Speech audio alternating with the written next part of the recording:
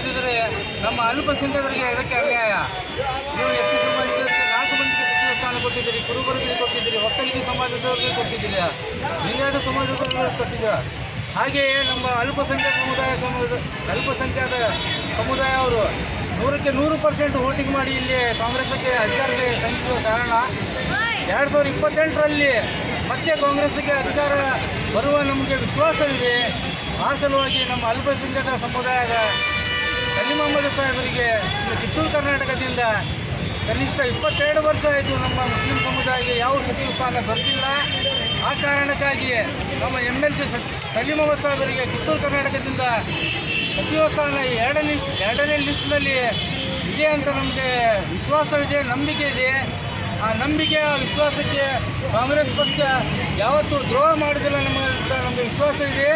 ಸಲೀಂ ಅಹ್ಮದ್ ಸಾಹೇಬರಿಗಾಗಲಿ, ನಮ್ಮ ಜಮೀರ್ ಅಹ್ಮದ್ ಖಾನ್ ಅವರಾಗಲಿ, ತನ್ವೀರ್ ಸೇಠ್ಗಾಗಲಿ ಮತ್ತು ಎಲ್.ಎ. ಹಾರಿಸ್ ಅವರಾಗಲಿ ಇನ್ನು 4 ಸಚಿವ ಸ್ಥಾನ ಕೊಡಬೇಕಂತ ನಾವು ಹೈಕಮಾಂಡಲ್ಲಿ ಮನವಿ ಮಾಡ್ತೀವಿ. ಸರ್, ಜಿಲ್ಲೆಯಲ್ಲಿ 4 ಜನ ಶಾಸಕರ ಸಚಿವ ಸ್ಥಾನ ನೋಡಿ ಸರ್, ಜಿಲ್ಲೆಯಲ್ಲಿ 4 ಆಗಲಿ 3 ಆಗಲಿ ಸಚಿವ ಸ್ಥಾನಕ್ಕೆ ಪಟ್ಟು ಹಿಡಿದಿದ್ದಾರೆ.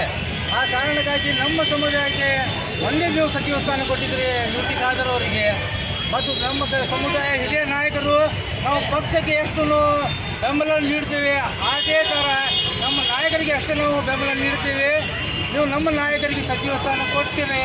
ಮುಂದೆ ಬರುವ 2028ರಲ್ಲಿ ಮತ್ತು ನಾವು ಕಾಂಗ್ರೆಸ್ಗೆ ಅಧಿಕಾರಕ್ಕೆ ನಾವು 100ಕ್ಕೆ 100% ವೋಟ್ ಮಾಡಿ ಅಧಿಕಾರಕ್ಕೆ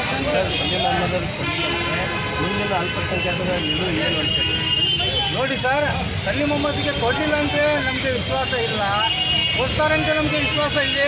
ಕಾಂಗ್ರೆಸ್ ಹೈಕಮಾಂಡ್ ಮೇಲೆ ಒಂದೇ ಒಂದು ಸ್ಥಾನ ಅವರು ಕೊಟ್ಟಿದ್ದಾರೆ UT ಖಾದರ್ ಅವರಿಗೆ. ಕಾಂಗ್ರೆಸ್ ಪಕ್ಷ ಅಲ್ಪಸಂಖ್ಯಾತರಿಗೆ ಆ ಥರ ಅನ್ಯಾಯ ಮಾಡೋದಿಲ್ಲ ಅಂತ ನಮಗೆ ನಂಬಿಕೆ ಇದೆ, ವಿಶ್ವಾಸ ಇದೆ. ಸಲೀಂ ಅಹ್ಮದ್ ಅವರು ದಾವಣಗೆರೆ ಉಪಚುನಾವಣೆಗೆ ಬಳಸ್ಕೊಂಡ್ರ? ಸಲೀಂ ಅಹ್ಮದ್ ಸಾಹೇಬರು ನಮ್ಮ ದಾವಣಗೆರೆ ಉಪಚುನಾವಣೆಯಲ್ಲಿ ಸಮರ್ಥ ಗೆಲುವಿಗೆ ಅವರೇ ಕಾರಣ. ನಮ್ಮ ಸಾದಿಕ್ ಪೈಲ್ವಾನ್ ಅವರಿಗೆ ಅದು ನಾಮಿನೇಷನ್ ಹಿಂದೂಗಳಿಗೆ ಅವರೇ ಕಾರಣ. ಪೂರ ಮುಸ್ಲಿಂ ಸಮುದಾಯವರಿಗೆ ಒಗ್ಗಟ್ಟು ಮಾಡಿ ಅಲ್ಲಿ ಸಮರ್ಥ ಶಾಮನೂರ್ ಅವರಿಗೆ ಬಹಳ ಕಷ್ಟಪಟ್ಟು ಗೆಲ್ಲುವ ಕಾರಣಕ್ಕಾಗಿ ಸಲೀಂ ಅಹ್ಮದ್ ಅವ್ರಿಗೆ ಕಾರಣ.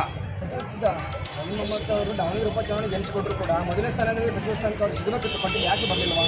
ಮೊದಲನೇ ಸ್ಥಾನದಲ್ಲಿ ಅವ್ರಿಗಿಂತ ಹಿರಿಯರಾದ UT ಖಾದರ್ ಅವರು ಇದ್ದಾರೆ, ನಮ್ಮ ಸತೀಶ್ ಜಾರಕಿಹೊಳಿ ಅವರು ಇದ್ದಾರೆ, ಮತ್ತು ನಮ್ಮ ಡಾಕ್ಟರ್ ಸಿ ಪರಮೇಶ್ವರ್ ಇದ್ದಾರೆ, ಪ್ರಿಯಾಂಕಾ ಖರ್ಗೆ ಹಿರಿಯರ ನಾಯಕರೇ ಇದ್ರು.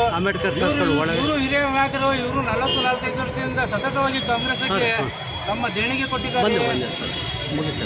ಇವರಿಗೆ ನಾವು 2ನೇ ಪಟ್ಟಿಯಲ್ಲಿ ಸಚಿವ ಸ್ಥಾನ ಸಿಗುತ್ತೆ ಅಂತ ನಮಗೆ ನಂಬಿಕೆ ಇದೆ ಮತ್ತು ವಿಶ್ವಾಸ ಇದೆ.